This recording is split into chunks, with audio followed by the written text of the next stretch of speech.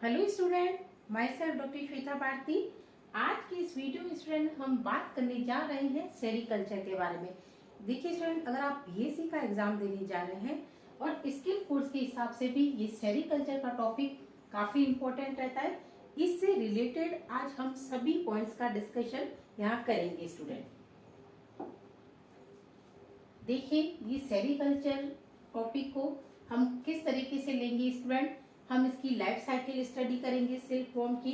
इससे रिलेटेड सभी स्टेप्स हम यहाँ पे क्लियर करेंगे कि किस तरीके से सिल्क वॉर्म से सिल्क प्रोड्यूस करने के लिए स्टेप्स फॉलो करने पड़ते हैं।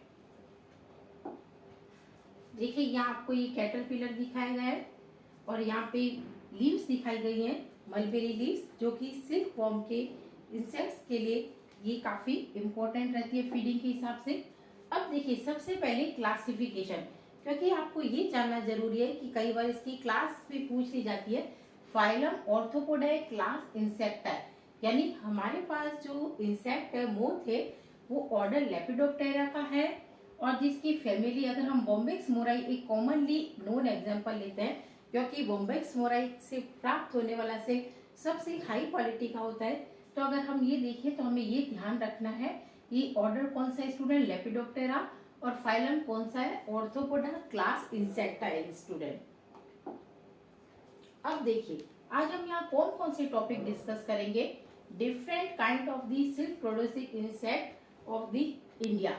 इंडिया में कौन कौन से इंसेक्ट्स की जो हमारे पास सिल्क वॉर्म की स्पीसीज है वो हम लेंगे, ब्रीडिंग लेंगे, वेरियस डिजीज की बात करेंगे और रीलिंग एंड फाइबर टेक्नोलॉजी को हम थोड़ा सा शॉर्ट में समझेंगे। देखिए, सबसे पहले जो एक क्वेश्चन इसमें ए पार्ट का जो क्वेश्चन आता है वो आता है कि write down species of the silk worm. Silk worm की स्पीसीज कौन कौन से, ये पार्ट का क्वेश्चन बनता है, जिसमें आपको ये ध्यान रखना है mulberry silkworm, tussar silkworm, muga silkworm, eri silkworm, कोई भी 3-4 स्पीसीज आप अच्छे से लर्न कर सकते हैं। ये ए पार्ट का क्वेश्चन यहाँ फॉर्म होता है स्टूडेंट।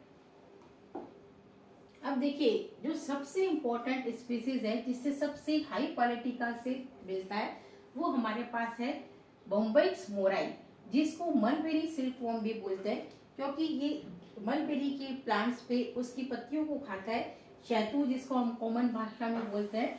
और ये हमारे पास इम्पोर्टेंट स्पीसीज रहती है। चाइना इसका नेटिव प्लेस है स्टूडेंट। देखिए, मलबेरी लीफ वाला है, ये एरी सिल्क का है, टसर सिल्क है, मुगा सिल्क है, जो अलग अलग स्पीसीज आपको यहाँ पे दिखाई दी है। इन चारों के नेम लर्न करने आपको।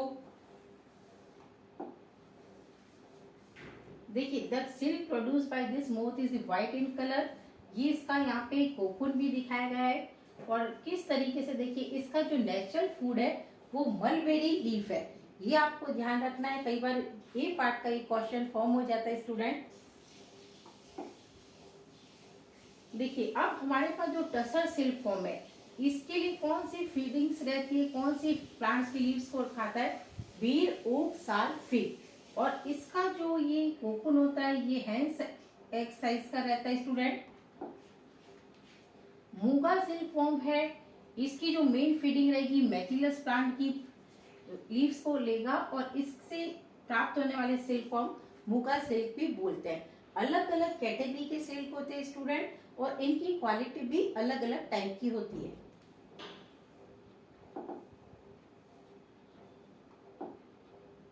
देखिए, ओक सिल्क वॉर्म, यानी कि देखिए जापान और चाइना का है। और ये देखिए produce good quality of the silk worm produce कर रहा है स्टूडेंट।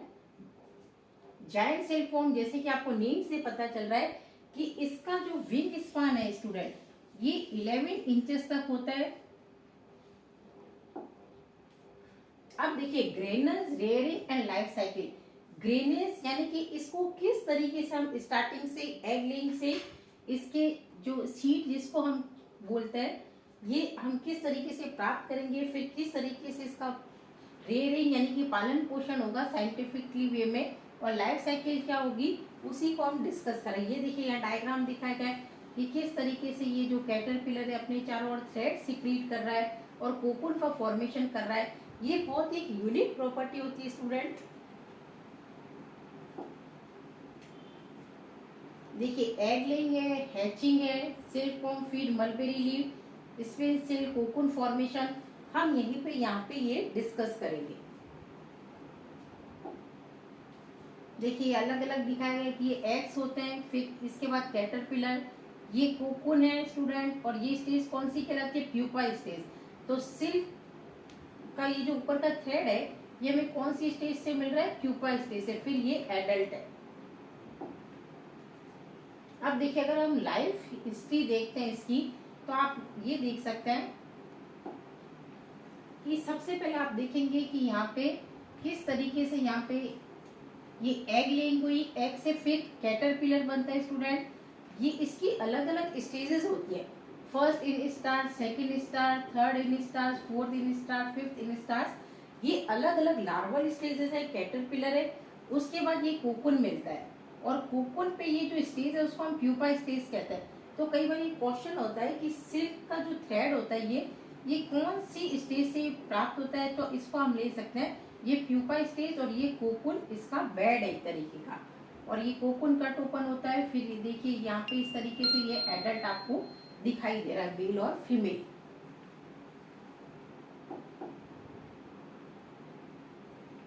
ये देखिए अलग अलग ये कोकून की स्टेज दिखाई गई है, फिर एडल्ट की स्टेज दिखाई गई है।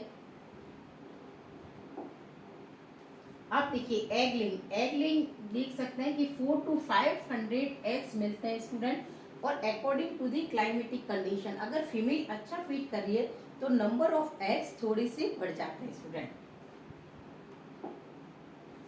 आप एग्स देखिए, एग्स 2 टाइप के होते हैं, ये क्वेश्चन फॉर्म हो जाता है स्टूडेंट ए पार्ट का। देखिए डायोकोज और नॉन डायोकोज टाइप के।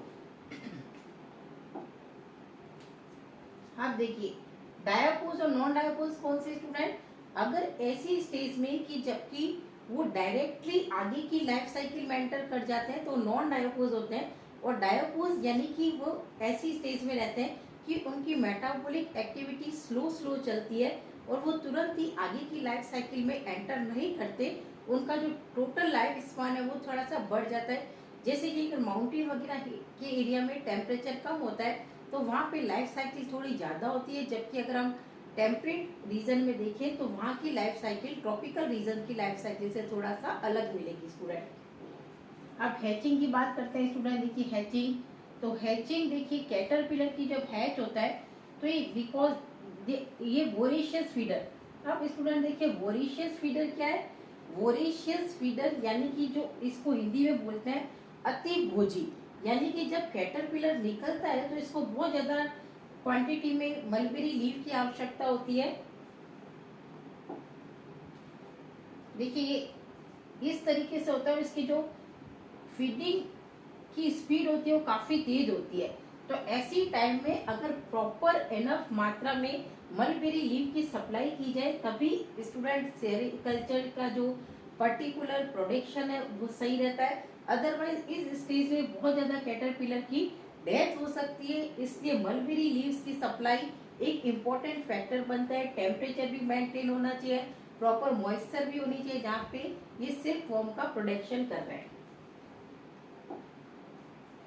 देखिए इसको किस तरीके से रखा जाता है, अलग अलग जो स्टार स्टेज है, मोल्टिंग स्टेज है, ये अलग अलग दिखाई गई है।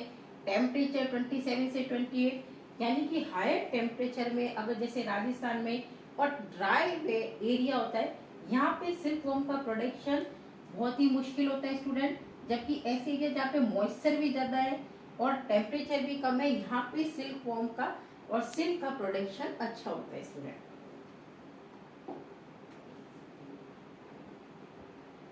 अब देखिए कैटरपिलर की अगर हम देखते हैं, ये कैटरपिलर दिखाया गया है, इसमें देखिए किस तरीके से अगर हम स्ट्रक्चर देखते हैं तो आप देखिए कि इसमें क्या होता है कि जो फोर्स लेग होता है, स्यूडो लेग प्रेजेंट है, और ये थोरेक्स रीजन है, हेड प्रेजेंट है, और यहाँ पे लेग्स दिखाई दे रहे हैं, एक हॉर्न भी प्रेजेंट होता है स्टूडेंट, ये हॉर्न भी दिखाई दे रहा है। क्योंकि अगर हम जैसे एडल्ट का देखें, एडल्ट में 3 पेयर ऑफ दी लेग्स होते हैं, जबकि इसमें स्यूडो क्यों बोल रहे हैं, क्योंकि ये फॉल्स है, यहाँ पे 5 pair of the legs present है जो कि स्यूडो लेग है। आप कैटरपिलर को देखिए, इसके जो जॉज होते हैं मैंडिबुलेट टाइप के होते हैं। मैंडिबुलेट यानी कि ये फटाफट से पत्तियों को चबाएंगे, मलबेरी लीव्स को। इसके इस तरीके से देखिए कटिंग करना है, ये इस तरीके से बहुत ही स्पीडली। अभी आपको इसको एक टर्म बताई कि they are voracious feeder. Voracious feeder है यानी कि हिंदी में अतिभोजी कहेंगे, बहुत तेजी के साथ ये फीड करते हैं पत्तियों को। ये फीडिंग ट्रे रखी गई है स्टूडेंट, ये लेग्स दिखाए गए हैं, ये कैटरपिलर का डायग्राम। अलग से पूछ भी लेते हैं स्टूडेंट। अब प्यूपा स्टेज कौन सी है? जब ये 5th इंस्टार स्टेज में पहुंचते हैं तो ये फीडिंग स्टॉप कर देता है, और उस वक्त ये क्या करते हैं कि अपनी सील ग्लैंड के थ्रू एक थ्रेड सिक्रीट करना शुरू करते हैं। और ये थ्रेड जब एक्सपोजर करता है, एयर के कांटेक्ट में आता है और निकलता कहाँ से? जो हाइपोफेरिंक्स के पास में कोर सिचुएटेड है, इसके कांटेक्ट में आता है तो ये हार्ड होना शुरू होता है स्टूडेंट। हार्ड होना शुरू होता है तो ये क्या करता है? देखिए इस तरीके से ये कोकून का फॉर्मेशन करेगा, और इस तरीके से ये कैटरपिलर, इसको थोड़ा सा बेस चाहिए कि कोई भी या तो लीव्स का बेस हो या आर्टिफिशियल बेस भी प्रोवाइड करता है, और चारों ओर क्या करता है? थ्रेड सिक्रीट करता है। ये स्टेज फिर कौन सी बनती है? कोकून की स्टेज बनती है स्टूडेंट। ये आप कोकून की स्टेज देख सकते हैं।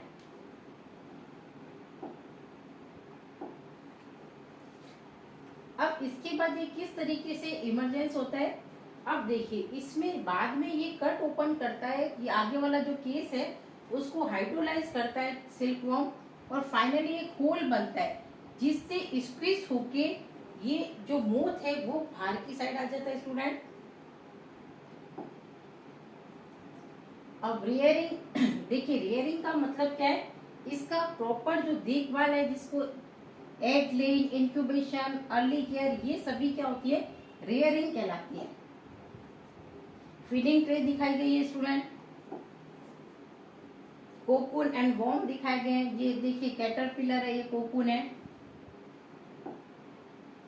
ग्रेनेज मैनेजमेंट, ग्रेनेज मैनेजमेंट किसको कहेंगे?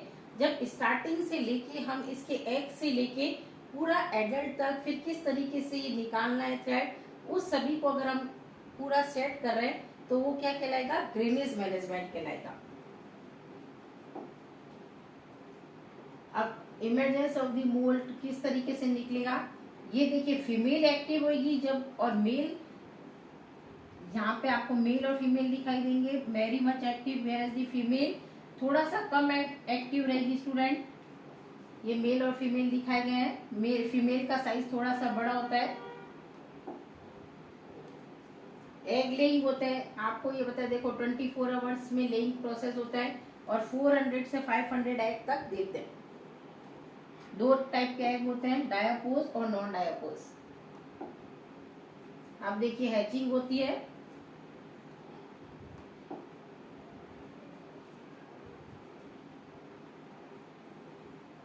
इनको अलग अलग रखा जाता है। ये किस तरीके से मैनेजमेंट है ये दिखाया है। होपफुली स्टूडेंट वीडियो पसंद होगा, चैनल को लाइक कीजिए, सब्सक्राइब कीजिए। Thank you student.